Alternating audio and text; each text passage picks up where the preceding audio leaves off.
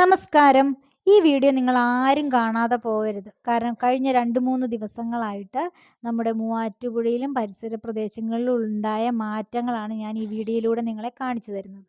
ശക്തമായ മഴയെ തുടർന്ന് കായനാട് കവലയും മൂവാറ്റുപുഴ പല ഭാഗങ്ങളിലും ഉള്ള പാടങ്ങൾ മുഴുവൻ വെള്ളത്തിനടിയിലായിരുന്നു. കണ്ടവർക്ക് അതൊരു ചെറിയ പുഴയാണോന്ന് പോലും ഒരു സംശയം തോന്നും. ദേ ഇതാട്ടോ നമ്മുടെ കായനാട് കവലയിലെ ഇന്നലത്തെ അവസ്ഥ. ദേ വെള്ളമൊക്കെ ഇറങ്ങിത്തുടങ്ങി എങ്കിലും ഇതാണ് ഈ അവസ്ഥ. ഇനി നമുക്ക് നേരെ മൂവാറ്റുപുഴയ്ക്ക് പോകാം. ഇനി നമുക്ക് മൂവാറ്റുപുഴയിലെ കുറച്ച് കാര്യങ്ങൾ കാണാം. അപ്പോൾ ദേ ഞാൻ മൂവാറ്റുപുഴയ്ക്ക് പൊക്കോണ്ടിരിക്കുകയാണ്.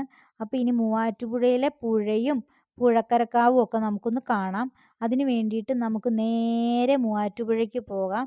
ദേ മൂവാറ്റുപുഴ ടൗൺ എത്തുകയാണ്. ഇത് നമ്മുടെ സ്വന്തം KSRTC സ്റ്റാൻഡിൻ്റെ ജംഗ്ഷനാണ്.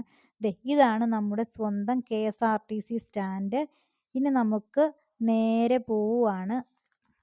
ഇപ്പോഴും ചെറിയ മഴ തൂളുന്നുണ്ട്. അപ്പം ഞാൻ നേരെ പോകുന്നത് ദേ നിർമ്മല പള്ളി എത്തി. ഇനി ഞാൻ നേരെ പോകുന്നത് ലതാ പാലത്തിൻ്റെ അടുത്തേക്കാണ്. ലതാ പാലത്തിൻ്റെ അവിടെ നിന്നുകൊണ്ട് ഞാനുള്ള മൂവാറ്റുപുഴ പുഴയുടെ അവസ്ഥയൊന്ന് കാണിച്ചു തരാം. അവസ്ഥയൊക്കെ ഇച്ചിരി വ്യത്യാസപ്പെട്ട് വരുന്നുണ്ട്. കാരണം 2, 3 ദിവസങ്ങളിലായിട്ടുണ്ടായിരുന്ന വെള്ളക്കെട്ടുകളൊക്കെ ഇറങ്ങിത്തുടങ്ങി. എങ്കിലും പുഴ നല്ല ശക്തിയോടെ കലങ്ങിയാണ് ഒഴുകുന്നത്. അപ്പോൾ ദേ ഇത് ഞാൻ ലതാ പാലത്തിലേക്ക് കയറുന്നതിന് മുൻപ് നിന്നെടുത്തിട്ടുള്ളൊരു കാഴ്ചയാണ്.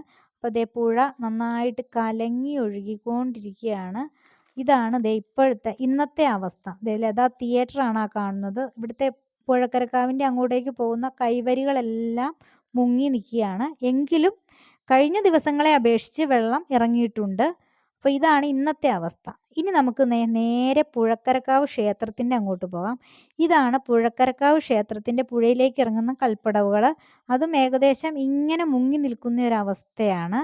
ഇതിനേക്കാൾ പൊങ്ങി കഴിഞ്ഞ ദിവസങ്ങളിൽ കാവിൻ്റെ മുറ്റം വരെ വെള്ളം കയറിയതാണ്. ഇന്നിപ്പോൾ ഇറങ്ങി ഈ ഒരവസ്ഥയിലാണ് നിൽക്കുന്നത്.